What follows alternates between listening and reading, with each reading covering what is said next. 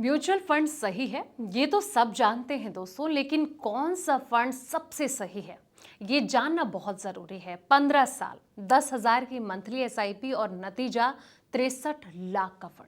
ये कहानी है इस म्यूचुअल फंड स्कीम की जिसने मार्केट के हर उतार चढ़ाव को मात देते हुए निवेशकों को छप्पड़ फाड़ रिटर्न दिया है। आज हम डिकोड करेंगे उस फंड का नाम जिसकी स्ट्रैटेजी और आपके लिए भविष्य के मौके सब कुछ बेहतर हो सकते हैं। नमस्कार, मैं हूं आपके साथ संध्या बिष्ट और आप देख रहे हैं the economic times Hindi. Bharat में निवेश के लिहाज से कंजप्शन एक बड़ी थीम है दोस्तों। इसे ग्रोथ का इंजन कहा जा सकता है क्योंकि इसकी जो जीडीपी है इसमें लगभग 60% हिस्सेदारी है। और इसी बड़ी थीम का फायदा उठाने के लिए मेरे एसेट म्यूचुअल फंड ने 15 साल पहले मेरे asset great consumer fund launch किया था। इस फंड ने निवेशकों को माला माल किया है।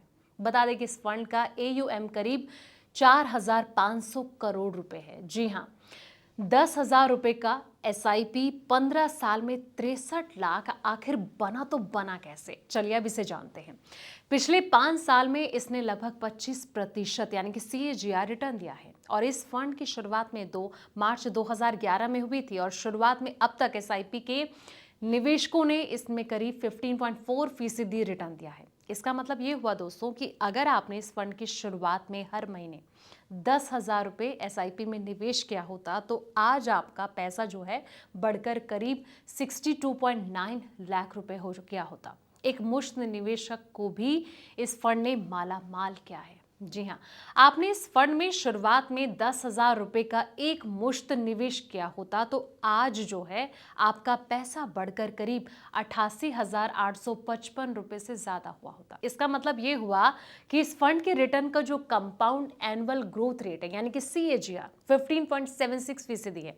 और इस फंड ने consumer durables, automobiles, retail, telecom और FMCG सेक्टर की जो कंपनियां हैं इसमें निवेश किया है दोस्तों।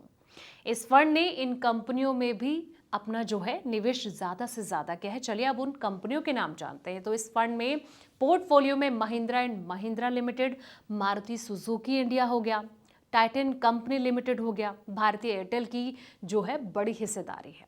इस फंड के जो फंड मैनेजर हैं सिद्धार्थ छबड़िया का ये कहना है कि इस थीमेड फंड में निवेश करने वालों का जो नजरिया है कम से कम 5 साल का होना चाहिए। उन्होंने ये बताया कि ये जो फंड है फिलहाल कंज्यूमर डिस्क्रिप्शन सेक्टर जैसे कि ज्वेलरी हो गया, फैशन, रिटेल और ओवरवेट है। उनका ये मानना है कि ये जो सेक्टर है GDP की तुलना में 1.5 से लेकर 2 गुना तेजी से बढ़ सकता है। क्विक कॉमर्स और साथ ही डिजिटल प्लेटफॉर्म्स पर भी इसका जो है पॉजिटिव रुख साफ तौर पर नजर आया है। दोस्तों आपको ये बता दें कि वो FMCG सेक्टर को लेकर थोड़े बहुत सतर्क नजर आए हैं। इसका कारण जो है वो है पीक मार्जिन और बढ़ता कंपटीशन है। FMCG में वो पर्सनल केयर के बजाय जो है फूड कैटेगरी पर ज़्यादा पॉजिटिव है। उन्होंने कहा कि क्विक कॉमर्स हो गया और डिजिटल प्लेटफॉर्म्स पर फंड का जो रुख है वो पॉजिटिव है क्योंकि यहाँ अब प्रॉफिटेबल की और झुकाव जो है वो साफ तौर पर नजर आ रहा है। तो जिस तरीके से इस फंड ने कहीं ना कहीं निवेशकों की चांदी की है, लेकिन ऐसे में अगर आप ऐसे फंड में निवेश करने की सोच भी रहे हैं या फिर निवेश करें तो एक बार अपने फाइनेंशियल एडवाइजर से सलाह जरूर लेते रहें ताकि आपको कोई भी परेशानी निवेश के वक्त ना हो। फिलहाल इस वीडियो में इतना ही। ऐसे तमाम वीडियोस के लिए आप देखते रहें द इकोनॉमिक टाइम्स हिंदी।